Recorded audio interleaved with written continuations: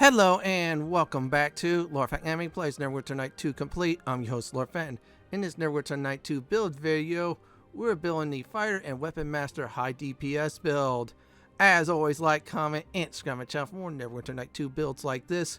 Do not forget to hit that notification bell to be updated much more. Here are the pros and cons of this build. I'm going to go ahead and say this now. You're going to have a lot of feats, and that'll work great with not only the Fighter class, but you couple it with the Weapon Master, you'll be a total beast on the front lines.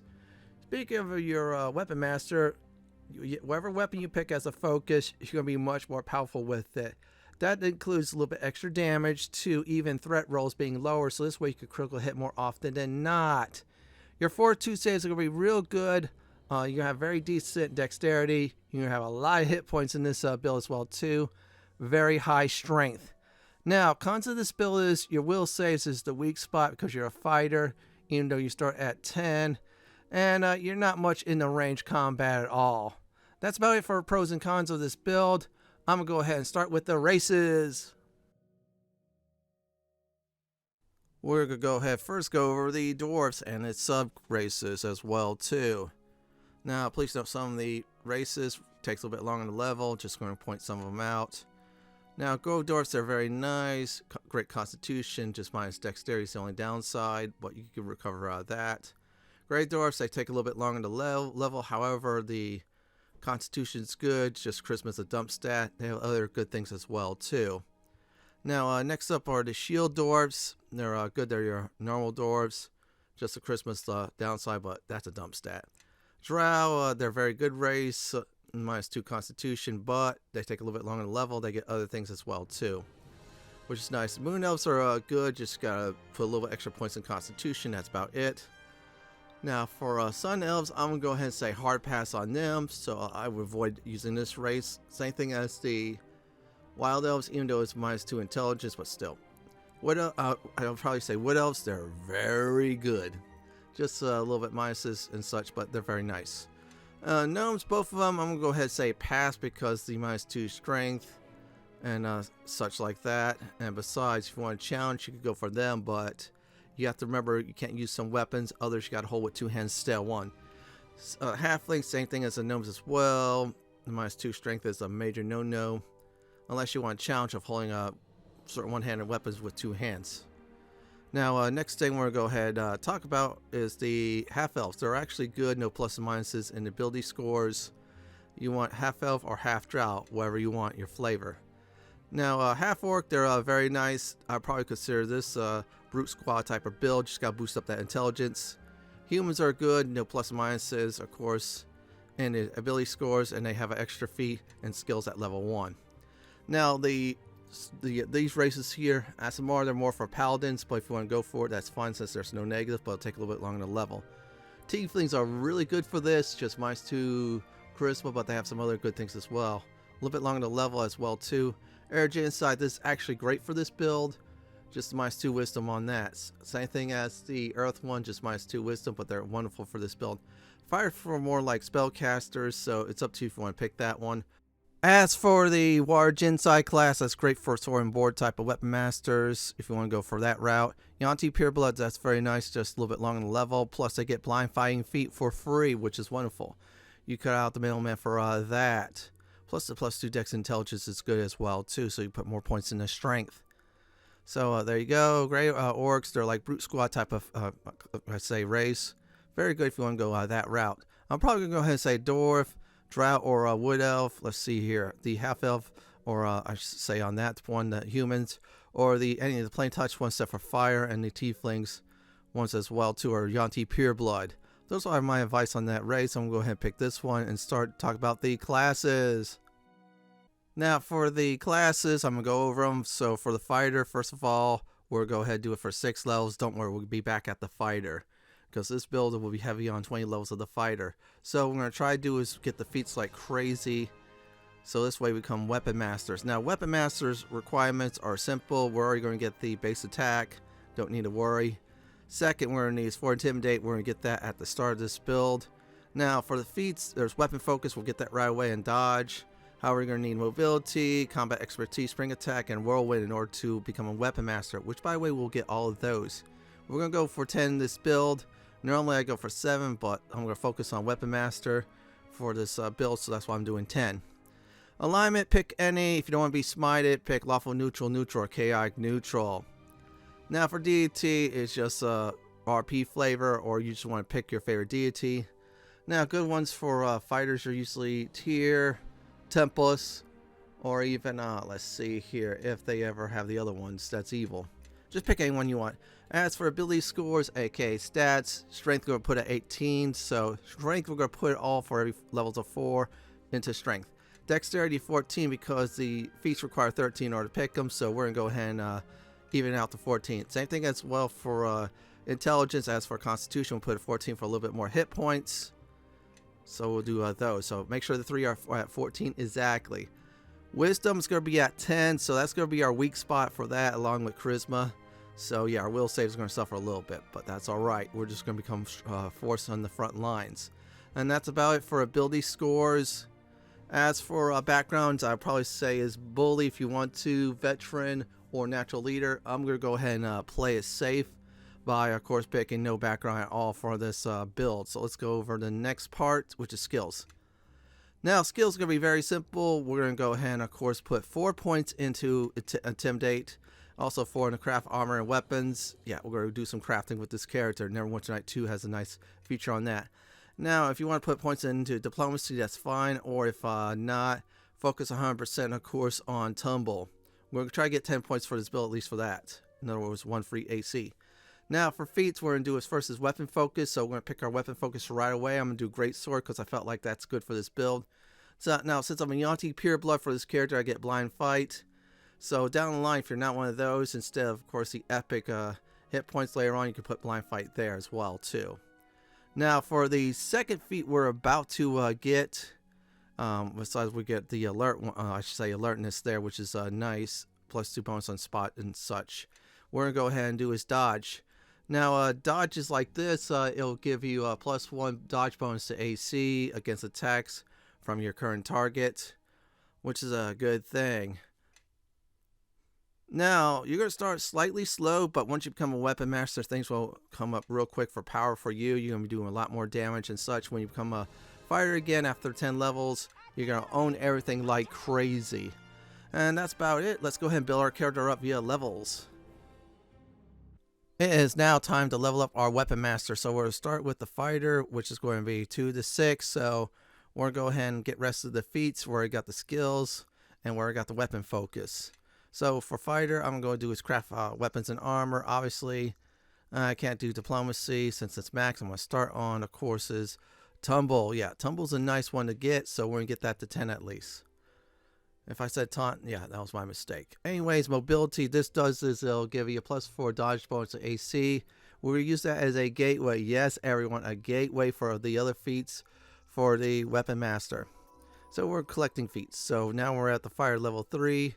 So let's go ahead and do it. Craft weapons and armor. You're talking skills if you want to. If not, put it into, I believe, tumble or spellcraft. That's another good one too. Another feat we're going to go ahead and do is combat expertise.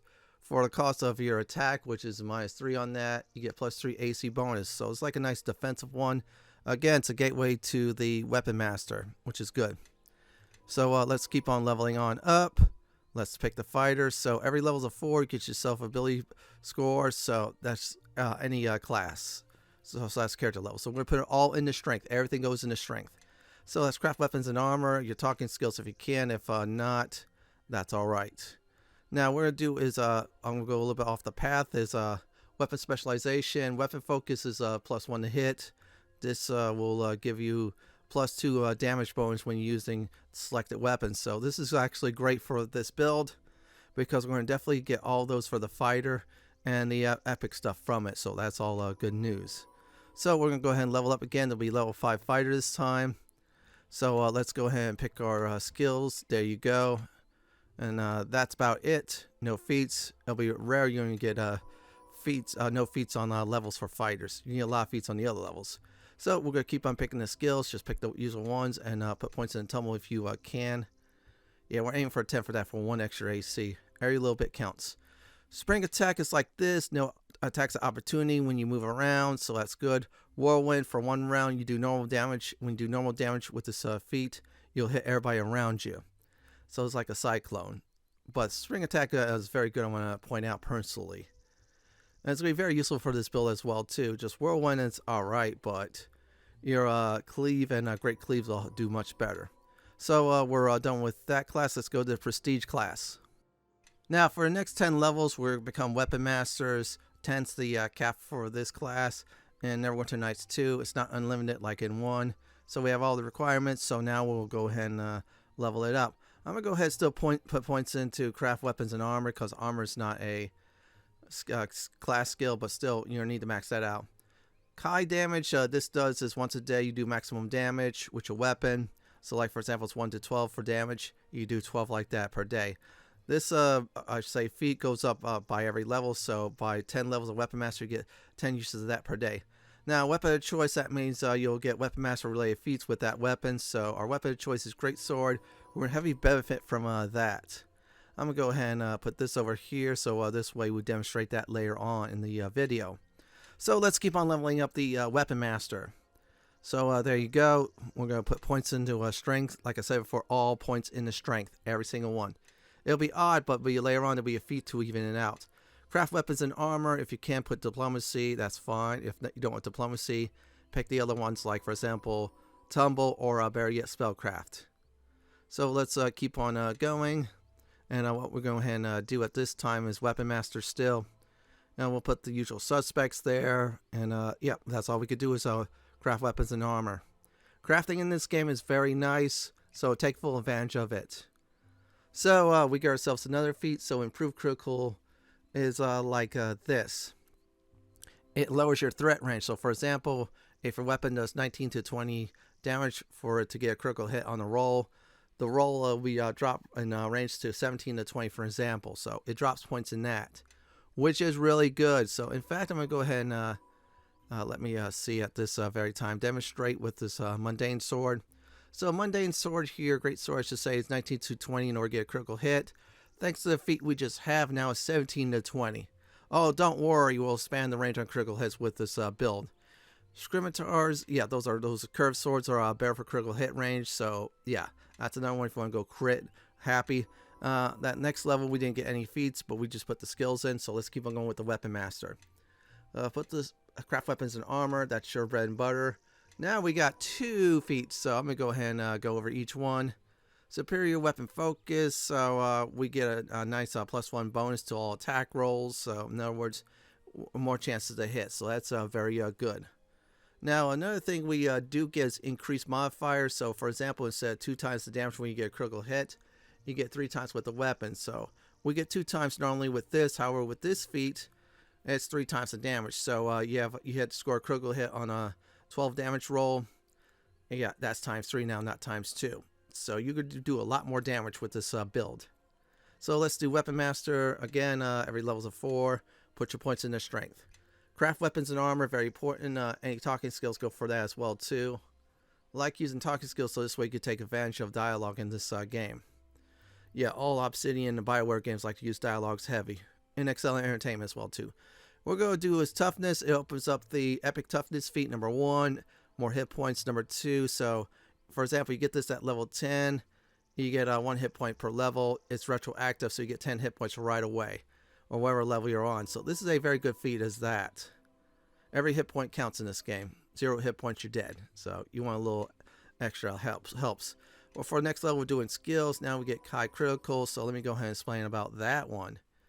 Now, Kai Critical is this is you get +2 additional threat range. So for example, that threat range now gets dropped from, instead like we have 17 to 20, we have 15 to 20. So we roll 15 to 20 on the dice to see if we get a critical hit. That means we get a critical hit more often than not. And then you add keen to it, you get even more critical hits. So it's insane. Certain feats are built actually on critical hits. So that's about it for that level 8. So now we're on 9. For the Weapon Master, yes, so we're going to keep on going. So let's go craft weapons and armor. And that's about it. Now we get another feat. So let's go ahead and pick which one I want to see. I was about to do power critical. I said pass on it. There's something better. We're going to do power attack. This does is +3 damage, however attack rolls will suffer. This will actually be very good at this point because we have so much attack rolls. And also it's a gateway to cleave and great cleave, so you want those as well too. So we're going to level one more time for the Weapon Master, which is 10. That's the cap for this game, so let's go ahead and do it. Since we're level 16 character level, we're going to put all points in strength. So we already have 22 strength. That's good for this character. So we'll put the skills like I requested, and that's about it for this class. Let's go to the next one. Now we're going back to the fire class. So from level 7 to 10 on the fire levels, we'll do it. We'll be able to hit those levels during the non-epic level phase. So make sure you put craft weapons and armor, your talking skills, if not, tumble or spellcraft. Sorry, no feats, very rare for the fighter, so let's keep on going for the fighter. So let's pick that. There you go. Let's put our points in the usual suspect skills, which is craft weapons and armor. Usually that'll be our main focus. There you go. Now we're going to do is greater weapon focus. This does is it'll give us additional +1 with to hit with our weapons, so that's very nice. Very good to have actually, so we'll definitely pick that. And you definitely want all these fire related feats only because you become much more powerful and you'll open up much more feats as well too. Now we're going to pick his cleave. So cleave is like this, so we can kill one opponent. The next one, kill or no kill, you get to attack them. It's like a free attack. Very nice. It's also a prerequisite for great cleave, which is much more powerful. Now we're going to go ahead and pick the fighter again. That's the only class from here on out we'll pick. Craft weapons and armor, your talking skills if you want to, or tumble or spellcraft. So let's keep on leveling up our fighters. So let's do it. So we're at level 20, so we'll put all points in the strength. It looks like it's odd, but we'll fix that soon. We'll rectify that. So put the skills there like I did, since crafting this game is so OP. So we're at tumble 5, we're almost halfway there. Now we're going to go ahead and pick great cleave. You're saying, why is that, Fenton? So great cleave's like this. You kill one foe, you attack him, you kill him again, and you'll keep on attacking foe after foe until you wipe them all out, or you miss the attack or you don't do damage. Very good to have against yard trash like weaker foes. We are now in the epic levels, so for 10 levels we're doing the fighter still. So let's pick our skills, which is craft weapons and armor. Talking skills is optional, but still if you want to go there, that's fine. Since we're epic characters, we get epic feats. So the one I'm going ahead and focus on is greater strength. So this gives us +1 strength, which will even us out greatly. So let's go ahead and pick that. There's your epic character there as proof. And yeah, they'll give us 1 strength. So we'll bump that sucker up to 24. So this way, level 24 and 28 will have 2 strengths total, which will be even, which is nice for your modifier. You get bonuses with strength modifiers in some instances, which is good. So let's keep on going with craft weapons and armor for the skills. Tumble if you can, or your diplomacy, your talking skills. I'm going to go ahead and pick this one. This is the best one to do. Greater weapon specialization. You get a +2 bonus in all damage rolls with said weapon. So our great sword, we're going to do a little bit more damage. So every help of damage counts. So we're about to really tear things up with this character. And there you go. So let's keep on leveling up our fighter. So usual suspect for the skills. Talking skills if you can. If not, tumble's the way to go. Oh, don't worry. We'll get tumble to 10 with this build. Or if you don't do the talking skills, you get the other ones there. So we have some good choices, actually. I'm going to go ahead and pick this one. Overwhelming critical hit. Now, what this does is it depends on your modifier. Since we're 3x, we get a extra 2d6 for when we do a critical hit for damage worth. Now, again, this will not work against foes immune to critical hits. So remember that, but this is nice against foes who are critical hittable. So that's why I picked it. Don't worry, I'll pick the other ones out later on, which is the epic weapon feats and such. That's on the list.